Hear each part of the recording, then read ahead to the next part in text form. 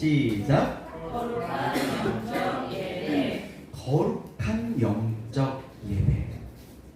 영적 예배다. 우리 기도해 주신 우리 한슬 집사님께서 또 다니엘 기도의 이야기 해주셨는데요. 저도 다니엘 기도를 통해 많은 은혜를 받았던 것 같아요. 네. 여러분이 생각하시기에 영적 예배는 어떤 예배입니까? 여러분에게 특별한 어떤 감격이 있었고 어떤 특별했던 그 예배는 언제였습니까? 그리고 그 이유는 무엇이었나요? 영적 예배. 뭔가 조명 그리고 뭐 무대 막 이렇게 스모그가 막 올라오고 막 그런 분위기, 뭔가 그런 화물병 그런 것이 영적인가요? 아니면 뭔가 찬양팀이 뭔가 영적인 뭔가 신비스러운 그런 찬양을 할 때, 아니면 완벽하게 풀 세션이 다 맞아 떨어져 가지고 기가 막힌 찬양의 콘티드로 쫙 누르듯이 흘러갈 때 그게 영적 예배일까요? 아니면 기가 막히게 목사님이 신비하게 어떻게 그 말씀을 그렇게 풀어내? 와, 이건 듣도 보도 못한 말씀이네. 기가 막히게 말씀을 해석해 줄 때 영적이다. 뭐가 영적일까요? 오전에 아이들에게 물어봤어요. 여러분이 생각하는 영적 예배는 어떤 예배예요? 하나님을 만나는 예배예요. 기도하면서 하나님과 함께하는 예배예요. 그런 대답을 하더라고요. 깜짝 놀랐어요. 한나야 안녕. 영적 예배. 그 앞에 거룩한이라고 붙어 있어요. 거룩이라고 하는 개념은 우리가 외기를 통해서 이미 정리를 했습니다. 거룩하다라는 뜻은 구별되다 라는 뜻이었죠. 그러니까 구별된 영적 예배. 오늘 우리가 읽었던 말씀의 의미를 더한다면 하나님이 기쁘시게 받으시는 예배라는 뜻이죠. 하나님은 어떤 예배를 기쁘게 받으실까요? 우리가 너무나 잘 아는 요한복음 4장의 말씀처럼 하나님은 영이신 예배하는 자가 어떻게 예배해요? 영과 진리로 예배할 진리. 영과 진리로 예배한다. 영과 진리로 예배한다 그러지 거기에 엄청나게 뭐 멋있는 무대 장치와 조명들이 필요하다. 아니면 풀 세션을 갖춰가지고 기가 막힌 찬양 콘티에 의해 가지고 찬양을 한다. 아니면 이 다니엘 기도회처럼 다니엘 기도에 엄청나게 기획이 됐잖아요. 그런 유명한, 사실 돈이 있어도 부르기 어려운 그런 간증자들을 막 섭외해가지고 그렇게 막 예배를 드리는 것. 물론 그것이 우리에게 많은 도움이 되지만 그런 조건은 없는 것 같아요. 찬양팀이 있던 없던, 그런 메신저가 유명하든 그렇지 않든, 인기가 있던 없든, 이번에도 만 개의 교회가 넘는 교회들이 참여를 했더라고요. 그렇게 수많은 교회들이 함께 모여서 예배를 하든 아니면 나 홀로 예배를 하든, 중요한 건 하나님은 영이시니 예배하는 자가 영과 진리 안에서 예배하는 것이 중요합니다. 영과 진리로 어떻게 예배하는 거예요? 그걸 오늘 말씀 앞에서 이 오늘 말씀은 뭐라고 얘기해 주는지 그 해답을 발견하셨으면 좋겠어요. 우리는 계속해서 로마서를 살펴보고 있죠.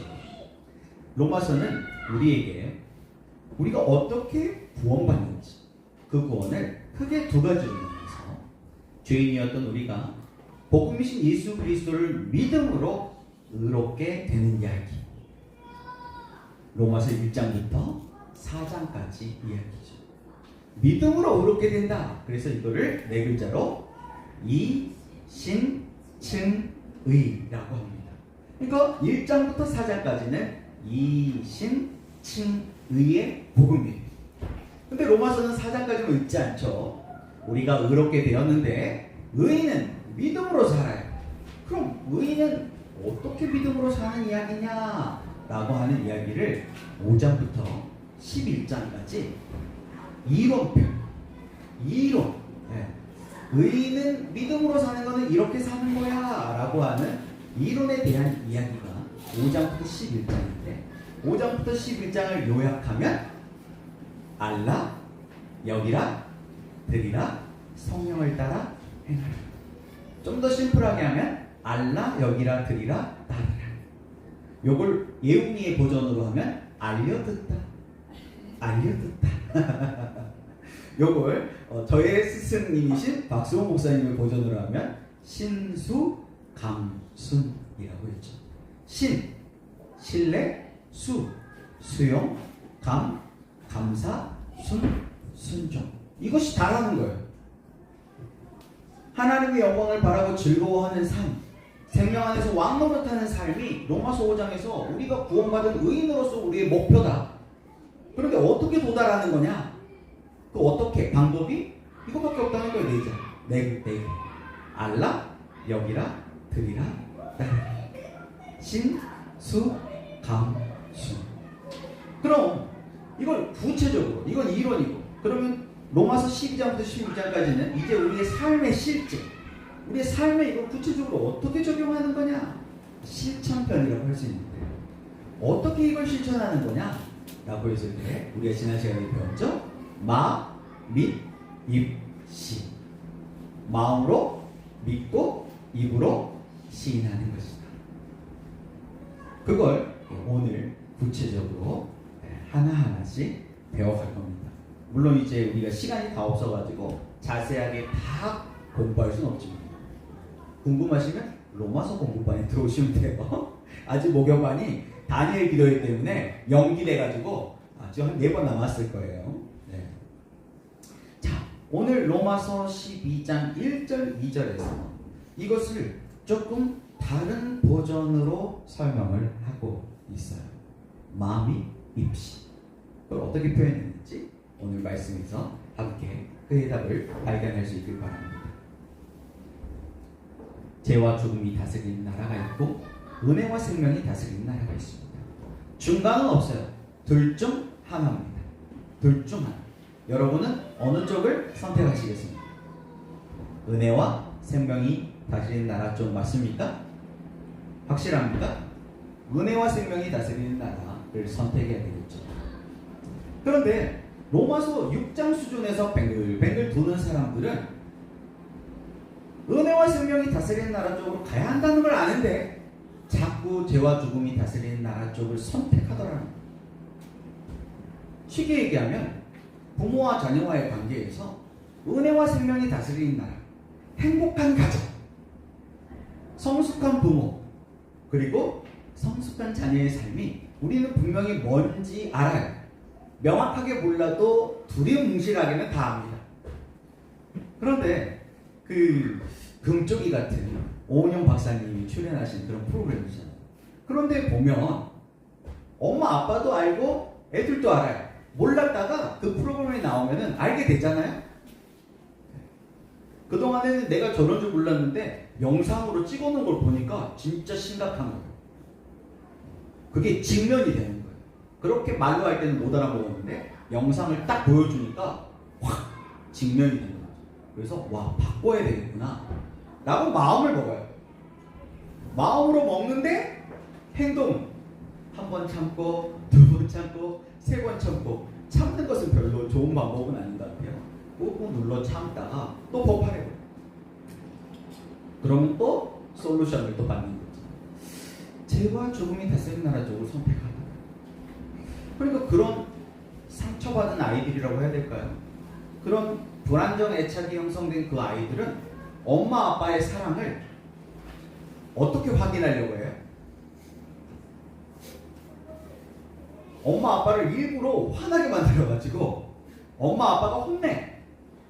그걸 내적 치유 공부하신 분들은 응징 패턴이라고 배우셨을 건데, 어렸을 때 완벽주의, 강압, 징벌 혹은 응징의 부모의 부정적인 양육 태도에서 자란 아이들은 엄마 아빠가 날 사랑하는지를 시험해 보는 거예요. 바보나 유약의 그런 양육 태도를 가지고 있는 아이들은 엄마 날 사랑해? 아빠가 날 사랑해? 그렇다면 이걸 들어줘. 자꾸 뭘 사달라고 하는 거예요. 사달라고 하는 거를 통해서 엄마 아빠가 날 사랑하고 있구나 이거를 시험하고 테스트하고 매번 확인하려고 하는데 응징징벌의 그런 정서를 가지고 있는 아이들은 엄마 아빠에게 정상적으로 사랑을 확인받고 사랑받는다는 거를 못 느끼기 때문에 엄마 아빠를 일부러 막 속을 박박 긁어. 라고 엄마 아빠가 꾹꾹 눌러 참는데 그걸 터지게 만들어. 그래서 엄마 아빠가 이제 화를 내죠. 혼을 내고 매를 들기도 하고 나가! 뭐 이렇게 폭언을 하기도 하고 그런 다음에 어떻게 돼요? 그렇게 엄마 아빠가 화를 내고 나면은 그 뒤에 뭐가 따라요? 엄마 아빠가 미안하니까 죄책감이 올라오니까 보상 심리 때문에 보상을 해줘요. 갖고 싶었던 걸 사준다든지 꼭 안아준다든지 자고 있는데 막 드라마에서 나올 법한 막 종아리 뒤지게 때려놓고 거기다가 약을 발라주면서 눈물을 흘린다든지 그러면 사랑받는다는 거를 확인하는 거예요. 이건 잘못된 거거든요. 이거는 죄와 죽음이 다스리는 나라 쪽이지 은혜와 생명이 다스리는 나라 쪽이 아니거든요. 그런데 자꾸 그 길을 선택하더라는 거예요. 이게 성경 속의 이야기가 아니고 우리의 일상생활 속의 이야기예요. 그래서 성경은 뭐라 그래요? 로마서 6장 시작에 죄가 왕노를 결코 그럴 수 없다. 우리가 뭔가 사고 쳐가지고 엄마 아빠가 용서해 줬는데 더 사고를 쳐가지고 엄마 아빠한테 사랑받겠다? 그럴 수는 없다는 거예요. 그거는 정상적인 방법이 아니다 라고 로마서 6장에서 이야기하는 거죠.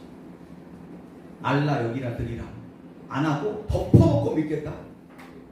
그건 너무나 위험한 도박 같은 거예요. 그렇다면 이제 우리는 뒤로 물러나는 것이 아니고 앞을 향해 나아가야 되는데 히브리서 말씀에 의하면 우리가 뒤로 물러나 침륜에 빠질 자 출애굽기로 말하면 다시 애굽으로 돌아가자 그럴 수는 없다는 거예요. 이미 우리가 건널 수 없는 강을 건너왔다는 거예요. 다시 돌아갈 수는 없어. 그렇다면 이제 가나안을 향해서 가는 방법밖에 없는데 막상 가나안을 향해서 가려고 했더니 못 가는 거예요. 왜 못 가요? 내 발목에 이 죄의 줄이 저 사슬이 못 가. 그럼 저 죄의 줄부터 끊어버려야 되잖아요. 그럼 죄의 줄을 어떻게 끊나? 어떻게 끊어요? 다 배웠잖아요. 어떻게 끊어요? 밥을 먹어야지. 그쵸? 밥을 먹어야지. 새끼 코끼리한테 할 수 있어, 할 수 있어. 그러니까 로마서 6장 수준의 어린아이의 수준에 있는 성도들한테 해보자, 할 수 있다. 그러니까 아마 여러분 중에서도 내가 로마서 6장 수준에 있는데 자꾸 목사님이 숙제를 내주네. 세 줄 일기 쓰라 그러고 세 줄 일기 쓰기도 버거운데 3층5가 밀약 쓰라 그러고 막 강사 5가지가 너무 쉬우신 분들 10가지 쓰세요. 막 그러고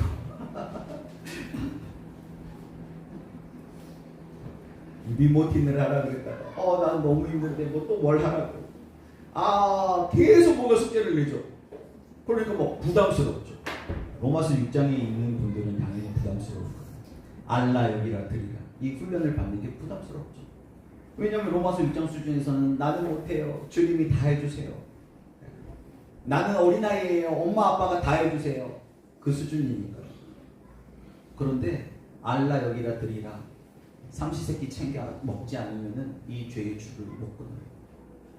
지태에게 물어봤어요. 지태는 하루에 몇 끼 먹어? 그랬더니 지태 3끼를 다 먹는 거. 엄마 훌륭해요. 아침, 점심, 저녁을 다 챙겨줘. 야, 그럼 지태는 은혜는 몇 끼 먹어? 그랬더니 생각을 했더니 한 번이요. 그러더라고. 야, 훌륭하다. 너 나보다 낫다. 그래도 하루에 한 번씩 은혜를 챙겨 먹는데요. 놀랍지 않아요? 그럼 3끼 먹는 거하고 한 끼 먹는 거하고 뭐가 더 좋아? 3끼. 지태도 다 아는 거지. 우리도 다 알고 있잖아. 근데 그거를 실천할 힘이 없는 거지. 하루 3번 은혜를 챙겨 먹어야 된다는 걸 알지만 잘 안 되잖아. 예수님의 제자들이 기도 시간에 맞춰가지고 하루에 3번씩 기도했다고 할렐루야 아멘 하고 나도 하루에 3번 기도하리라 결단해도 잘 안 되잖아요. 그러면 내가 6장 수준이라고 인정하면 돼요. 받아들이면 돼. 신뢰하고 수용하고. 그리고 나는 이거밖에 안 돼요. 감사하고 순종하고 시킨 대로 따라가면 되는데 나는 문제 없어요. 버텨버리면은 다시 뒤로 돌아가요. 죄의 줄을 끊어버려요. 내가 어린 새끼 코끼리라는 걸 인정하면 돼요. 그럼 뭐 하기만 하면 돼요? 하나님이 은혜 주시는 그 자리를 목숨 걸고 지키기만 하면 돼요. 하루에 밥 3번 챙겨 먹듯이 은혜의 자리에 나오는 거예요. 한 번 은혜 받았다고 뭐 대단한 변화는 없지만 그 은혜가 쌓이면 놀라운 경험을 하게 돼요. 119 감사 일기 한 번 쓴다고 뭐 대단한 변화 있나요? 아무런 변화 없어요. 그런데 그거를 끝까지 완주해 보신 분들은 뭐가 다른 걸 경험을 했습니다. 그 경험치가 쌓이는 거죠. 그 경험치가 쌓일 때 저 죄의 줄을 끊어버리는 거예요. 결국 우리의 힘으로 이 죄의 줄을 끊는 것이 아니다. 은혜가 죄를 이기더라. 그걸 경험해봐야 은혜가 더 크다 믿음으로 신뢰하는 거예요. 은혜가 더 크다는 걸 수용하는 거예요. 그러니까 오늘도 그럼에도 불구하고 그리하지 아니하실지라도 한 번 더 감사하고 여전히 나의 삶의 문제는 해결 안 되는데 은혜의 자리에 가서 엎드리는 거예요. 다니엘 기도회라도 붙잡는 거예요. 다니엘 기도회가 뭐 완벽한 하나님 나라 아니잖아요. 이번에 간증 듣는데 위험한 간증도 몇 개 있더라고요. 그러나 그럼에도 불구하고 소파에 앉아가지고 TV 보는 것보다는 훨씬 은혜스러워요. 친구들 만나가지고 수다 떠는 것보다는 훨씬 더 은혜 받는 자리. 그걸 인정하고 수용하는 거예요. 그 자리에 나오는 거. 그 은혜가 쌓이니까 끊을 수 있는 거예요. 한 걸음 더 나아갈 수 있는 거예요. 넉넉히 이기는 삶? 너무나 심플해요. 한 번 더 뭘 선택해요? 은혜를 선택하는 거예요. 근데 이걸 인정이 안 되는 거예요. 이게 수용이 안 되는 거예요. 은혜보다는 돈 버는 게 좋은 거예요. 은혜보다는 놀러 가는 게 좋은 거죠. 은혜보다는 다른 것이 더 세 보이는 거예요. 그게 지금의 난거예요. 넉넉히 이기는 삶. 한 번 더 은혜를 선택해요. 너무나 심플하죠. 그럼 어떻게 한 번 더 은혜를 선택해요? 우리가 너무나 잘 아는 걸로 종교적인 용어로 말하는 예배, 말씀, 기도잖아요. 우리는 예배를 통해서 하나님의 사랑을 공급받아요. 우리는 말씀을 통해서 예수님의 은혜를 공급받아요. 우리는 기도를 통해서 성령님의 교통을 공급받아요. 그래서 축도할 때마다 이 세 가지를 축도하는 거잖아요. 이 세 가지로 공급받아야 우리는 살거든. 그러니까 이 세 가지가 다 필요해요. 예배, 말씀, 기도, 말이에요. 그런데 문제는 우리가 이제 6장을 열심히 하고 7장 수준에 오잖아요. 그러면 이제 나는 예배도 안 빠지고 이번에 그 간증에 나오셨던 한 장로님, 여자 장로님이셨는데 와플 대학을 원래 이렇게 미역국 끌고 다니면서 하셨는데 지금 와플 대학 엄청나게 성공했잖아요. 연 매출이 100억이 넘으니까. 그런 이제 기업을 일구신 분이 나와서 하시는 얘기가 너무 가난했을 때 누가 교회에 1,000,000원 헌금하더래. 나도 1,000,000원 헌금하고 싶은데 그런데 이제 막 기도하다 보니까 하나님이 지혜를 줬어. 그래가지고 너는 10,000원도 없냐? 그러시대. 그래서 10,000원씩 1,000번을 하면 1,000,000원 헌금할 수 있네? 그런 마음이 생기더래요. 또 장사를 하셨으니까. 그래가지고 이제 10,000원씩 1,000번제를 시작해야 되겠다. 근데 이 1,000번제가 비성경적입니다. 솔로몬의 1,000번제는 한꺼번에 1,000마리를 드린 거예요. 그럴 수 있었잖아요. 왕이었으니까. 그런데 이제 이게 비성경적이지만 그래도 그 마음 중심을 하나님 보신 것 같아요. 그래가지고 이분이 이제 1,000번제를 드리는데 그 마음이 너무 예뻤던 것 같아요. 1,000,000원 헌금하는 게 아니고 그 10,000원을 드리더라도 그 권사님 그렇게 그 장로님 그렇게 하셨더라고요. 가장 먼저 교회 가가지고 아무도 없을 때 가장 먼저 교회 가가지고 강대상에 이 헌금을 올려놓고 가장 예배를 사모하면서 준비했어. 그래서 하나님께서 은혜 주시는 거예요. 그래서 지금은 그 10,000원이 액수를 안 가르쳐 주시더라고요. 지금도 매 예배마다 하고 있는데 그 액수는 여러분이 상상해 보세요. 10,000원은 아니겠죠? 그러더라고요. 공이 몇 개가 더 있겠죠? 그리고 그분이 하신 말씀 중에서 또 하나 제가 도전받았던 게 뭐냐면 저보다 훨씬 낫더라고요. 그분이 매 모든 예배에 이렇게 참여를 하셨대요.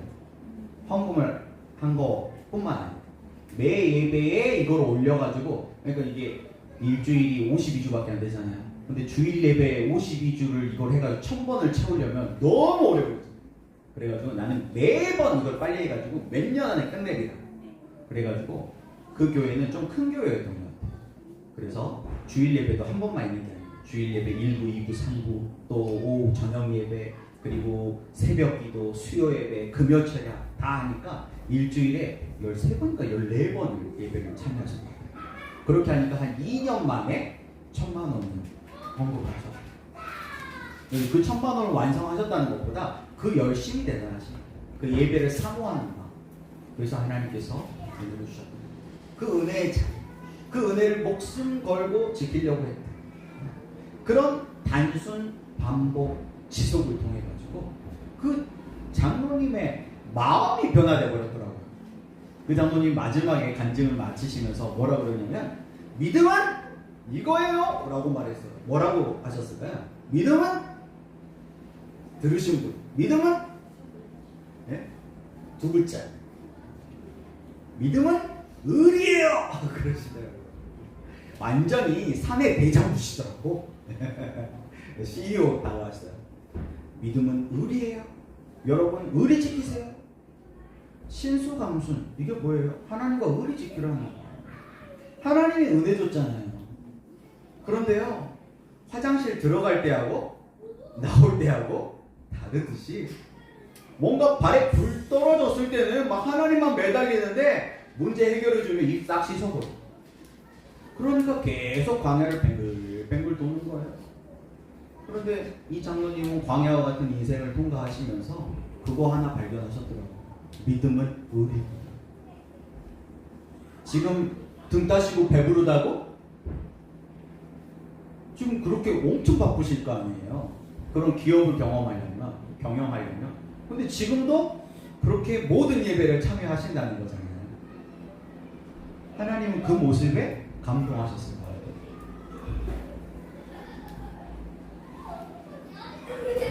하나님은 우리를 팍팍 밀어주시기를 원하십니다.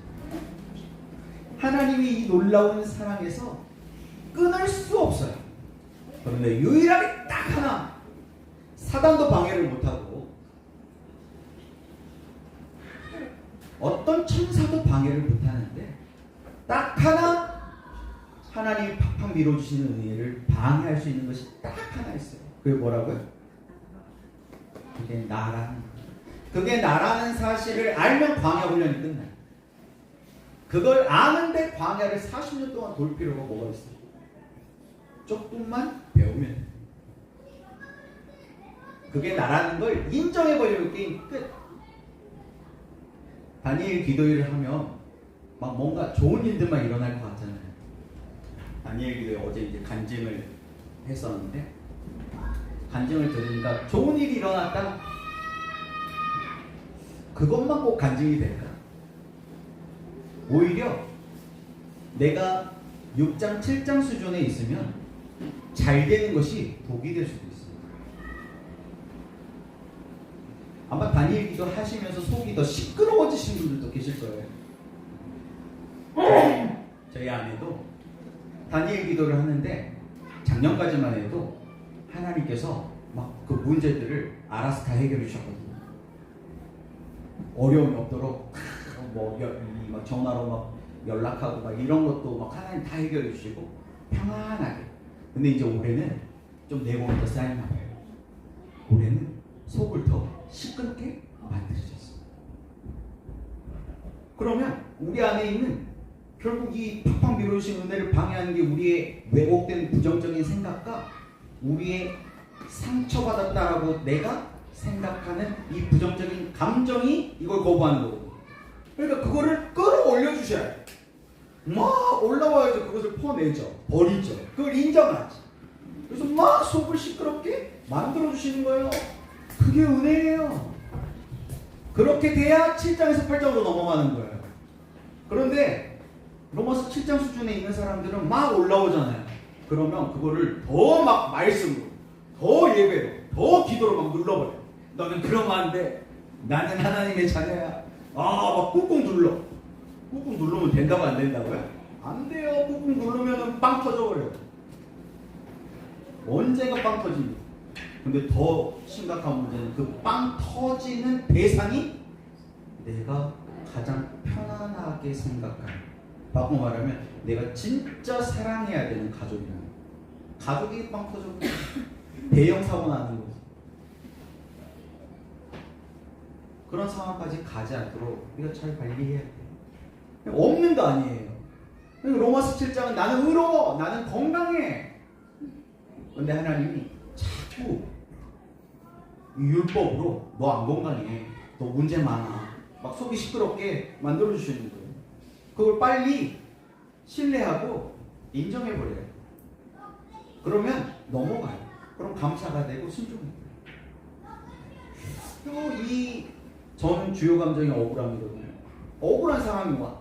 그러면 그걸 찾아 들어가가지고 이게 왜 억울한 상황이지? 그거를 훈련해가지고 그걸 딱 잘라버립니다.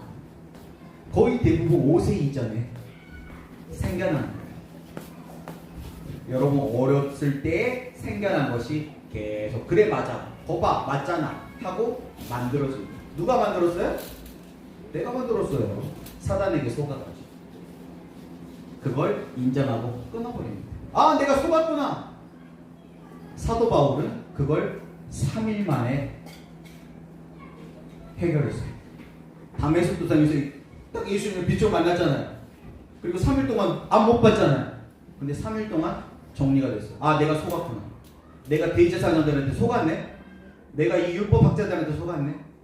내가 이 바리새인들한테 속았네. 내가 서기관들한테 속았구나. 그걸 3일 만에 해결했어요. 왜? 실력이 있었거든요. 구약에 능통한 자였어요. 가말리엘 문화에서, 가말리엘 문화는 이 사두개인들은 모세오경만 공부하지만 이 가말리엘 문화에 있는 이 바리새파들은 구약 전체를 다 공부했거든요. 구약 전체를 다 공부하면서 이미 알고 있었죠. 메시아가 온다는 거. 근데 이 메시아가 예수님이라는 걸 몰랐던 거예요. 이 가짜 메시아, 적그리스도라고 생각을 했겠죠. 그래서 그 예수님 믿는 자들을 다 잡아 죽이려고 했는데 내가 속았다. 이걸 3일 만에 해결합니다. 실력이 있어요. 실력이 있으면 빨리 넘어갈 수 있어요.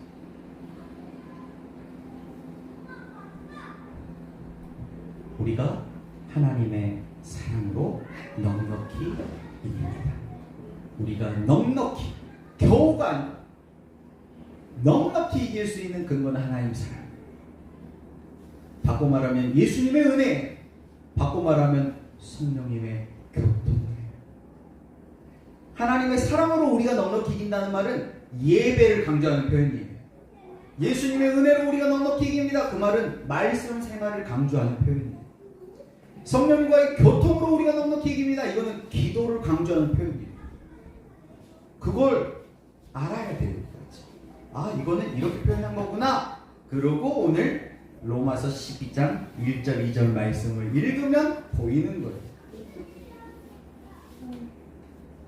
거룩한 삶으로 드리는 예배다.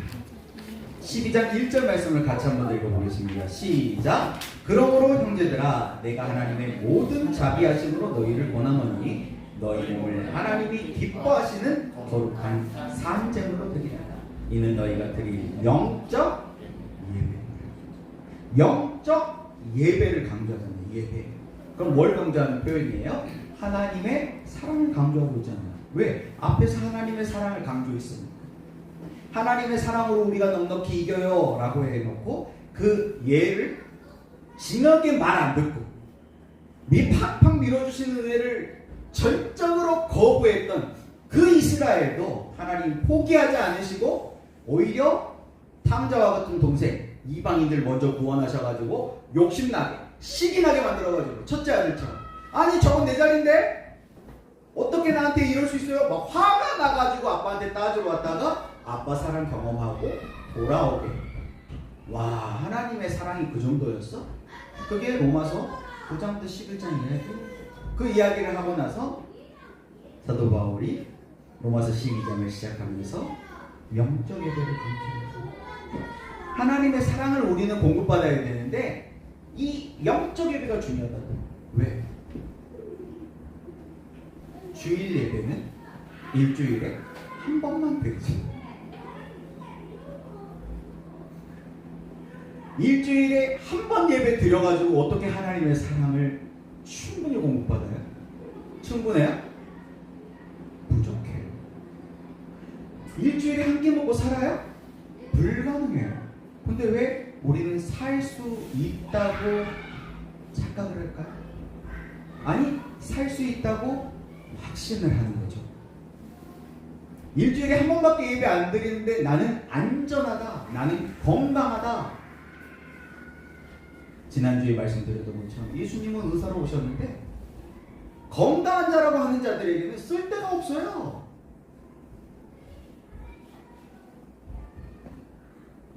나는 병든 자라고 인정하는 자들에게 예수님은 복음이 되시고, 저와 여러분에게 예수님이 복음 될 수 있기를 축복합니다. 내가 그걸 인정해, 수용해. 하나님, 저는 어린아이예요. 저는 병든 자입니다. 저는 은혜 없이 못 살아요. 하나님의 사랑이 없이는 못 살아요. 예수님의 은혜로 공급 안 받으면 저는 못 살아요. 성령이가 교통 안 하면요, 저는 하늘이 무너져 내릴 것 같아서 못 살아요. 그래서 오늘도 예배의 자리, 말씀의 자리, 기도의 자리로 나아가요. 하나님, 저에게 꼭 필요한 은혜를 공급해 주세요. 그런 마음의 자세, 그 태도만 해요. 오늘 말씀에는 너희 몸을 하나님이 기뻐하시는 거룩한 산제물로 드리라고 말씀합니다. 이것이 우리가 마땅히 드려야 할 영적 예배예요. 그럼 몸을 드려요. 몸을 어떻게 드리는 거죠? 몸.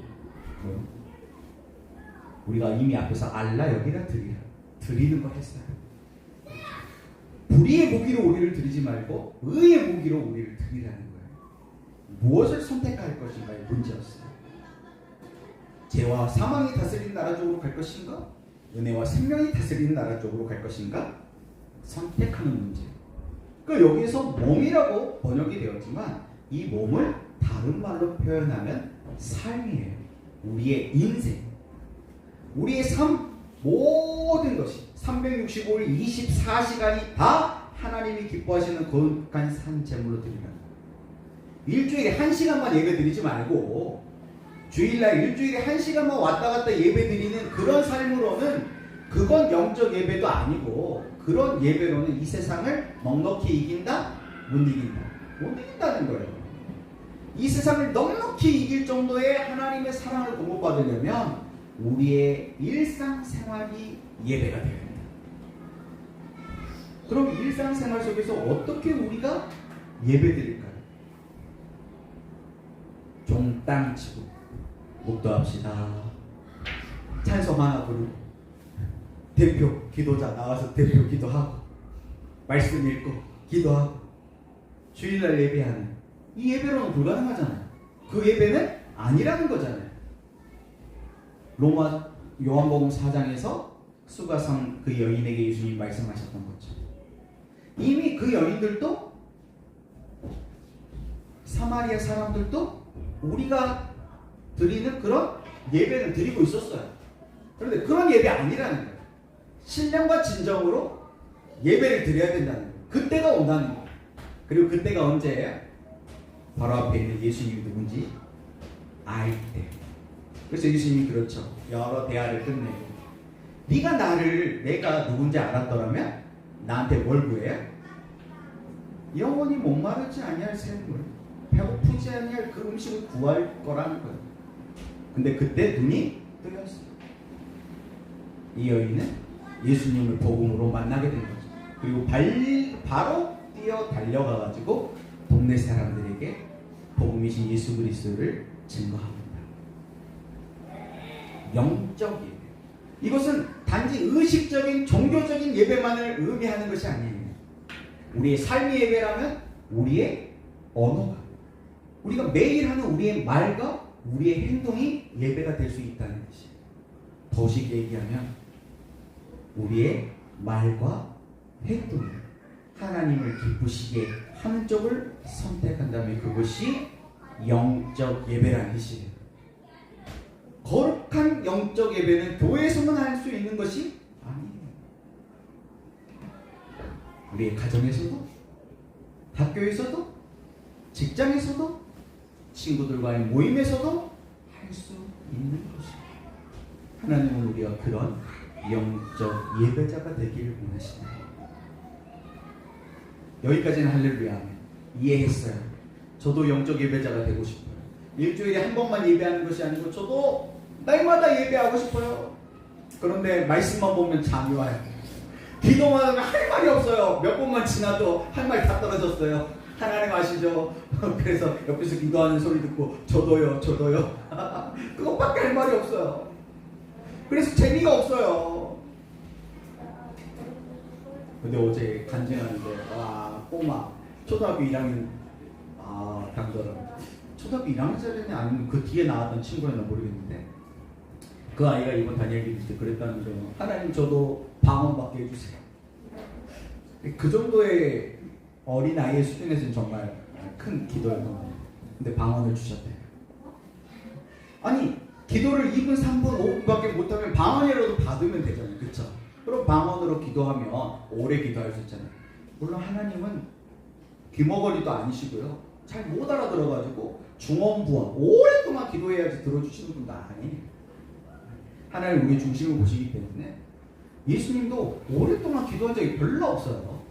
예수님이 12제자를 선택하실 때 뭐 밤새서 기도했다는 표현이 좀 나오고 거의 없고 사도행전에도 막 제자들이 막 밤을 새워 기도하고 막 주여 삼창을 하고 기도하고 그런 기도 없어요. 그냥 잠깐 기도하는데 바로 하나님 딱 응답해 주시면 그게 너무 힘든 거였도 그거에 신수감순하면서 따라갔더라 뭐 이런 이야기지. 엄청 오래 기도해야 된다 뭐 그런 건 없지만 오래 기도하고 싶다면 그런 거라도 구하면 되잖아요. 내 믿음의 수준에서. 그런 것들이 영적 예배라는 거예요. 그런데 이 영적 예배를 드리려면 2절 이게 해결이 돼요. 자, 12장 2절을 같이 읽어보겠습니다. 시작. 너희는 이 세대를 본받지 말고 오직 마음을 새롭게 함으로 변화를 받아 하나님의 선하시고 기뻐하시고 온전하신 뜻이 무엇인지 분별하도록 하나님께서 뭘 좋아하시고 선하시고 God is good, good, 선하다, good. 하나님이 뭘 좋아하시고 뭘 기뻐하시고 뭘 온전하게 생각하시는지 그 뜻을 분명히 알라, 여기라, 들이라, 따르라의 수준까지 가기 위해서는 그걸 분별할 분별력이 생기기 위해서는 사도 바울은 그걸 3일 안에 결론을 냈지만 아직 우리는 그게 안 될 수도 있어요. 아직 분별력이 약할 수가 있어요. 그럼에도 불구하고 그것을 분별을 해야 따라가지 않을까. 그걸 분별하기 위해서는 우리가 해야 될 게 두 가지. 첫 번째는 이 세대를 본받지 말고 죄와 사망이 다스리는 나라 쪽으로 계속 가면서 나는 영적 예배를 드리고 싶어요. 이거는 있을 수가 없다. 이거는 6장에서 이미 결론 났잖아요. 하나님의 은혜를 더하려고 죄를 더 지어버릴까? 그럴 수는 없다는 거예요. 죄와 사망이 다스린 나라도 더 열심히 가가지고 하나님 뭐 화나게 가지고 하나님 막 나를 막 치셨는데 나중에는 나를 불쌍하니까 하나님께서 나를 이렇게 잘 되게 해주셨어요. 간증 중에 그런 간증이 있어요. 하나님이 절 치셔가지고 사업 폭삭 망하게 해가지고 와 부자 됐어요. 여기까지 로마서 7장까지의 수준의 간증이에요. 그리고 거기서 더 나아가면 8장 수준입니다. 이제 사도 바울처럼 나를 풍부에 처하게 하실 수도 있고 비천에 처하게 하실 수도 있고 그거는 하나님의 영역입니다. 나의 영역은 의리입니다. 그래서 그 장로님의 마지막 고백이 뭐냐면 믿음은 은입니다. 그래서 자기의 평생의 소원은 더 돈 많이 버는 것이 아니 야곱처럼 숨을 거둘 때까지 지팡이에 의지해서 하나님을 예배하는 것입니다. 그게 로마서 8장 수준의 간증입니다. 거기까지. 그러려면 두 가지. 이 세대를 본받지 말아요. 이 세대. 그 장로님은 진짜 이 세대를 본받지 않으시더만요.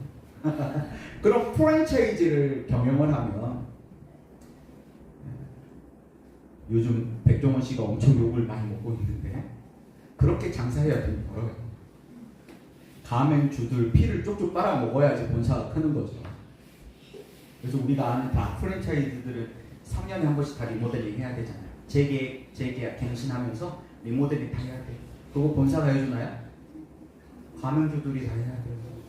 장사가 잘 되면은 괜찮죠. 근데 장사가 안 되는 거예요. 너무 힘든 거예요. 못 버텨요. 그런데 와플 대학은 다르대요. 10년 이상 된 오래된 그런 가맹점을 본사에서 다 리모델링을 지원해줘요. 의리를 지키니까 우리도 의리를 지킨다. 너무 멋지더라고요. 그런 정신이 복음 정신인데 이 세대를 본받지 않고, 그리고 두 번째 더 중요한 거죠. 이 세대를 본받지 않는 것, 안 하는 거, 이건 소극적인 거잖아요. 더 적극적으로 해야 되는 게 뭐냐? 오직 마음을 새롭게 함으로 변해. 마음을 새롭게 함으로 변해. 마음이 변화되는 것이 중요해요. 알라, 여기라, 들이라. 이걸 왜 해요? 성경을 왜 읽어요? 15분 성경 읽기를 왜 해요? 나는 올해 성경을 읽독했어요. 자랑하고 싶어가지고요. 자랑하는 건 로마서 7장이에요. 근데 로마서 6장 수준에 있으니까 그거라도 해가지고 7장으로 끌어올려야 돼요. 막 자랑하잖아요. 자랑하자마자 선줄로 한 잔 넘어질 줄 조심해라. 그 말처럼 하나님이 저 잘했죠? 딱 떨어뜨려버려요. 네가 한 거 아니야. 은혜로 한 거야. 그거 알라. 그때 빨리 인정하면 8장으로 넘어가는 거예요. 근데 거기에서 이제 삐져가지고 하나님 그럴 수 있어요. 내가 이렇게 성경도 읽었는데, 내가 다니엘 기도 21일 한 번도 안 빠지고 나왔는데, 내가 119 감사 그 감사를 하루도 안 빠지고 내가 이렇게 다 썼는데 하나님 그럴 수 있어요. 그럼 다시 1장으로 돌아가 버려요. 또 강야를 뱅글 도는 거예요. 결론은 마음이 변화되어야 된다는데, 그 마음이 어떻게 변화되어야 되는 거예요? 신, 수, 감, 순의 마음으로 변화되면 끝나는 거예요. 신수, 감수, 이 공식만 알아도 방향 끝나는 거예요.